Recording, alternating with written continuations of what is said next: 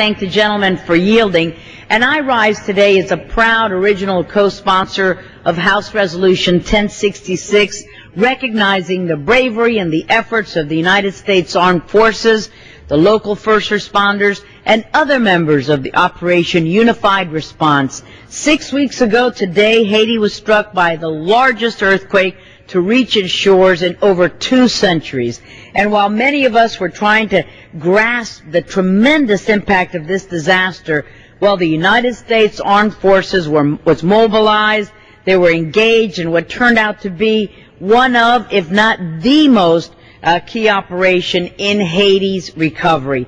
Operation Unified Response was assembled almost immediately following the January 12th earthquake, and it was headed by the largest joint task force in the history of the U.S. Southern Command, SOUTHCOM. At the height of the emergency relief efforts, there were more than 20,000 U.S. military personnel afloat and ashore, working to facilitate search and rescue operations, delivering supplies, providing security in support of humanitarian assistance and disaster relief efforts. In addition, the men and women of the U.S. military did a remarkable job in quickly standing up the airport in Port-au-Prince and in helping to repair and increase the capacity of many of the destroyed ports in that city. Before the earthquake, Port-au-Prince Airport was averaging about 20 flights a day. In the days following the disaster, the airport was processing roughly 120 flights a day and really operating around the clock, 24 hours a day, thereby enabling countless shipments of vital supplies and resources to reach the citizens of Haiti during this most dire time of need. Under the leadership of General Douglas Frazier, SOUTHCOM commander, and General Ken Keane, commander of the Joint Task Force Haiti, Operation Unified Response has delivered to date, and these are amazing numbers, over 2.5 million bottles of water, 2.2 million food rations, 14.1 million pounds of bulk food, and 125,000 pounds of medical supplies to Haiti's earthquake survivors. In addition, our medical teams from the military have seen over 28,000 patients. They've performed more than 800 surgeries.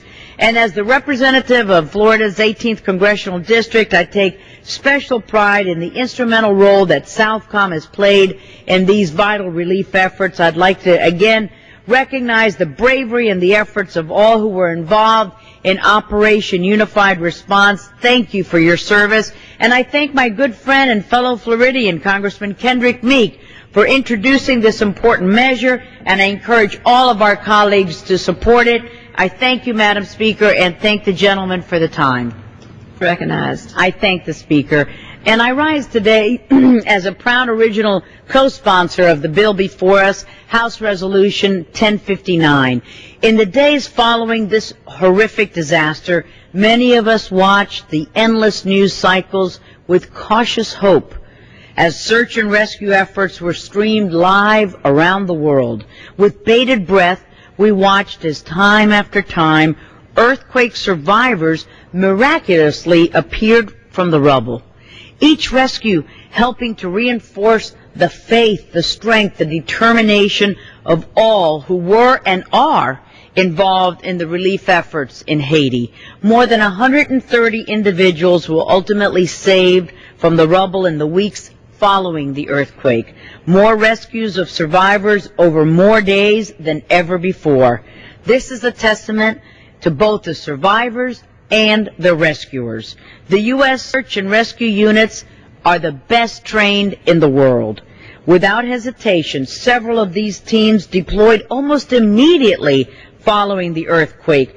We ultimately sent 7 of our best teams, roughly comprising 1/3 of the entire urban search and rescue effort in Haiti. My own district was proud to send 1 team from both the city of Miami and Miami-Dade County. Importantly, however, this resolution also recognizes the entire urban search and rescue team system that we have operating in this great country of ours.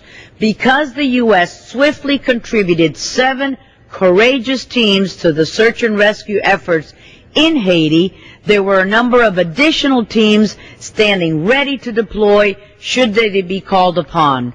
It is this compassion, it is this courage which characterizes the spirit of the American people, helping to train and work with various international search and rescue teams on the ground. There is no doubt that the contributions of our urban search and rescue teams went far and beyond the many lives that they saved. I had the honor to meet with Mr. Dave Downey, the team leader of the Miami-Dade County Urban Search and Rescue Unit, just a couple of weeks ago here in D.C. to thank and congratulate him for the heroic service, not just of Mr. Downey, of his entire team. And I extend my heartfelt gratitude to all our urban search and rescue workers who deployed in the aftermath of the Haiti earthquake.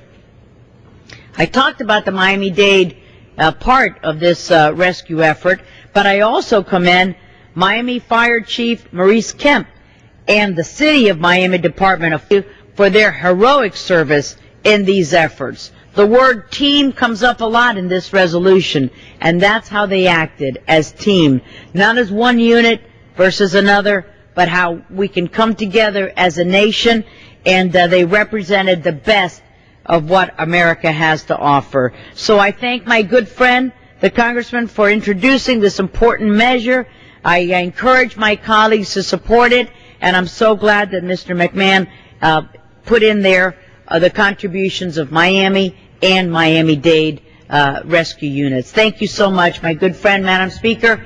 I reserve the balance of such time as I may consume. Without objection. I appreciate it. I rise today as a proud co-sponsor of the bill before us, House Resolution 1048, commending the efforts and honoring the work of the men and women of the USNS Comfort and the United States Navy in the immediate response to those affected by the earthquake that struck Haiti on January 12, 2010.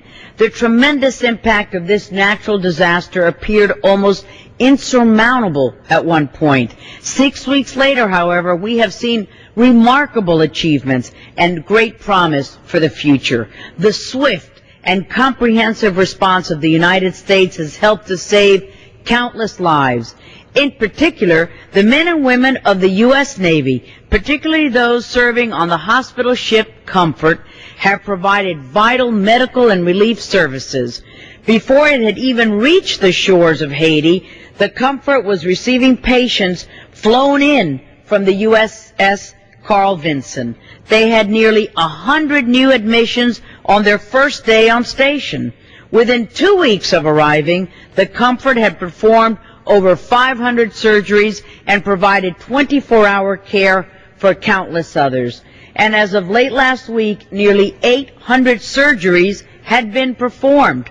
I join my colleagues in commending this tremendous performance and recognizing the admirable service of the men and women of the U.S. Navy ship Comfort and the many other Navy vessels and crews who have contributed to the relief efforts in Haiti. In addition, I would like to recognize the ongoing selfless acts of the people of the United States, including the Haitian American community, to provide relief to the people of Haiti. I have seen group after group from my own district in South Florida and across the country mobilized to provide medical assistance, humanitarian services, all kinds of goods to the Haitian people. I am confident, Madam Speaker, that with this type of ongoing support, Haiti will see a brighter future. Again, I would like to commend and honor the work of the men and women of the United States Navy, and particularly those on the Navy ship Comfort, for the immediate response that they gave to the earthquake victims in Haiti, and I thank Congressman Murphy for introducing this important measure. I reserve the balance of our time, Madam